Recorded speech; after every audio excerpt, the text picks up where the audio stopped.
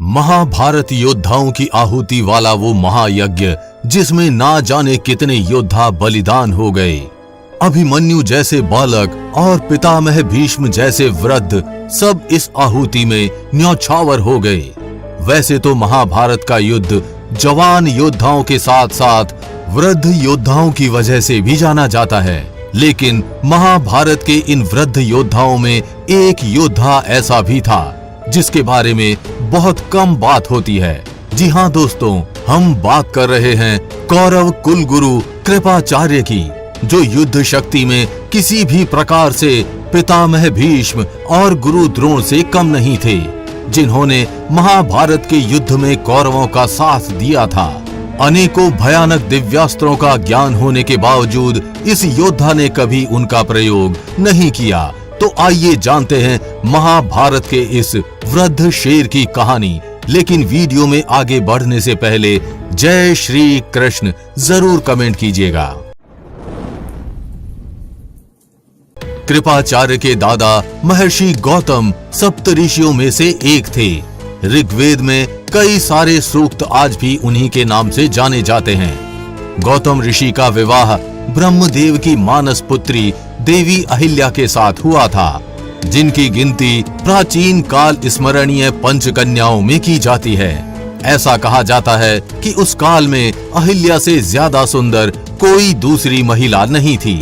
अहिल्या वही देवी हैं जो भगवान श्री राम के चरण स्पर्श से पत्थर से महिला बन गई थी। हनुमान जी की माता अंजनी महर्षि गौतम और अहिल्या की ही पुत्री थी। ऐसा माना जाता है एक बार गौतम ऋषि को गौ हत्या का पाप लग गया था। राजस्थान के प्रतापगढ़ जिले में स्थित गौतमेश्वर महादेव तीर्थ में स्थित मंदाकिनी गंगा कुंड के बारे में ये मान्यता है कि इसी कुंड में स्नान करने के पश्चात महर्षि गौतम को गौ हत्या के दोष से मुक्ति मिली थी।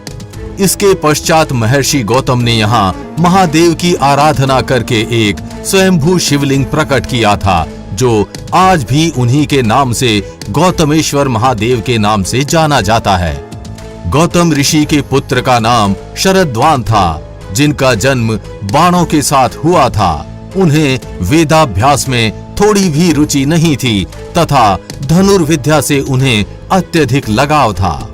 शरद्वान धनुर्विद्या में इतने निपुण थे कि देवराज इंद्र भी उनसे भय खाते थे। इंद्र ने उन्हें साधना से डिगाने के लिए नामपदी नामक एक देवकन्या को उनके पास भेज दिया।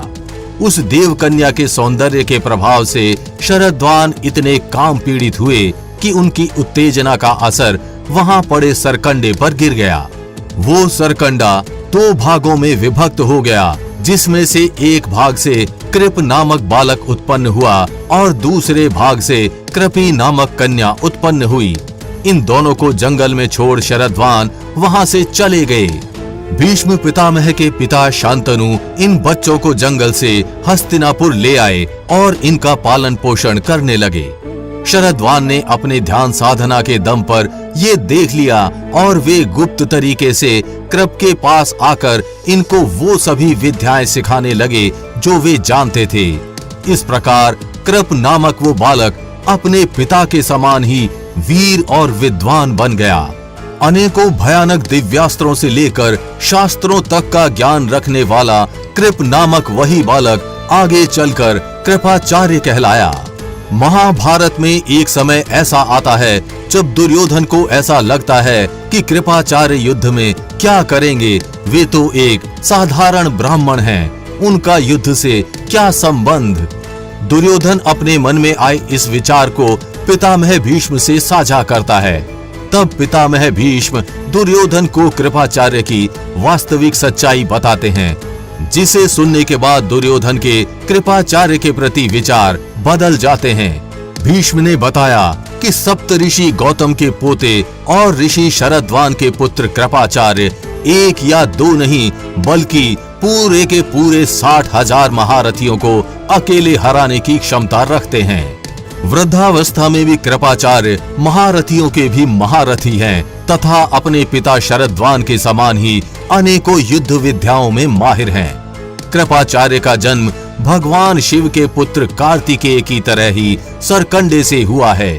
वे चाहे तो पांडव सेना में हाहाकार मचा सकते हैं, परंतु वे इस बात को भी जानते हैं कि धर्म पांडवों के साथ है, इसलिए वे अपनी पूरी शक्ति का प्रयोग नहीं कर रहे। वरुणास्त्र, आग्नेयास्त्र, इंद्रास्त्र और ब्रह्मास्त्र का ज्ञान रखने वाले योद्धा कृपाचार्य कोई साधारण ब्राह्मण नहीं, बल्कि भगवान परशुराम और गुरु द्रोण के समान ही शास्त्र और शस्त्र का ज्ञान रखने वाले एक महावीर ब्राह्मण हैं।